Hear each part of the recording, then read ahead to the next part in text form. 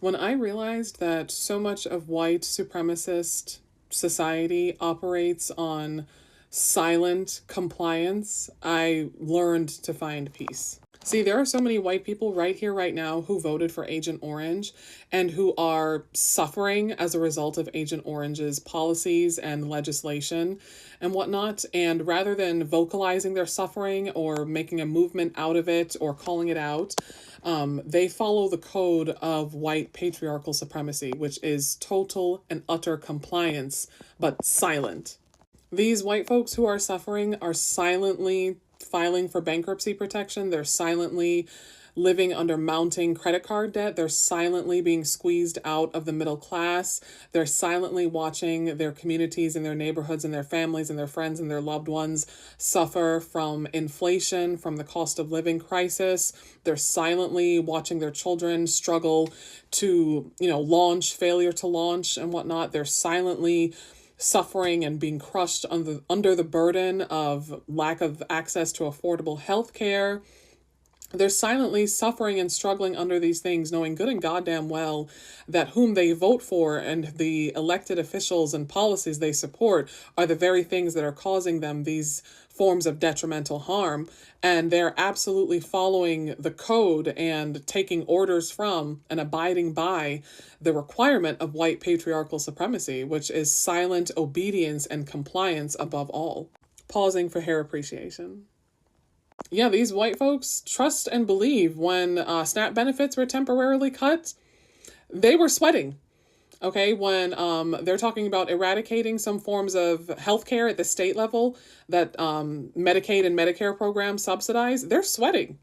They are suffering. They are struggling. They're being crushed under the weight and the burden of the same white patriarchal supremacist system that they fight to maintain and uphold. All right. And they will just silently go back to their overpriced middle class homes. They'll silently go back to their 4-digit monthly car notes. They silently go back to their 5, almost 6-digit level credit card debt and their overdrawn bank accounts. All of these things that we Black people and people of color openly, vocally talk about on our social media platforms and whatnot, they are experiencing those things in droves because they have typically on average more debt than us minorities do, just by virtue of the fact that they have access to more loans and credit scores and higher credit scores, I should say, because of the same white supremacist patriarchal system.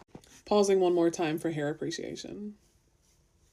Get into it. While everything is burning and it seems as though everything is collapsing and falling on its head and whatnot, they're just silently don't say anything, because the silence and the obedience part is a strict requirement of abiding by white patriarchal supremacist institutions and systems, right? You're not supposed to vocalize that you're struggling because you're white.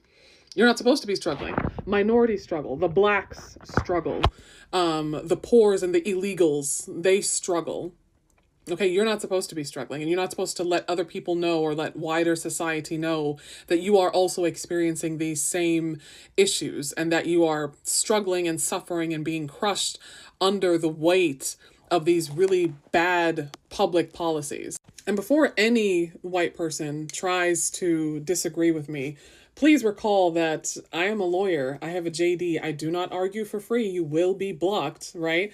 And I'm not just speaking from anecdotal, sociological observations. I'm speaking from lived experience. I worked in a consumer bankruptcy law firm for 1 year, full time as a clerk.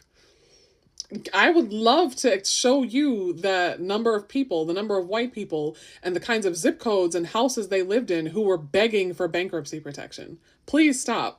But they're very silent about it. They're very quiet about it. That's why you don't see them trying to, join ranks or, hitch their wagons of advocacy to Black people or to people of color, because they're not supposed to need the advocacy of a Black or an illegal or something. They're white. They're not supposed to need your voice to speak up for them. They're not supposed to experience the same challenges that you experience because you experience them because you're not white and they are white. So it's this, huge amounts of cognitive dissonance, right? If I just keep ignoring the problem and close my eyes and dig my heels in and bury my head in the sand, then, this problem will just go away because I'm white. After all, someone will come in and swoop and save me.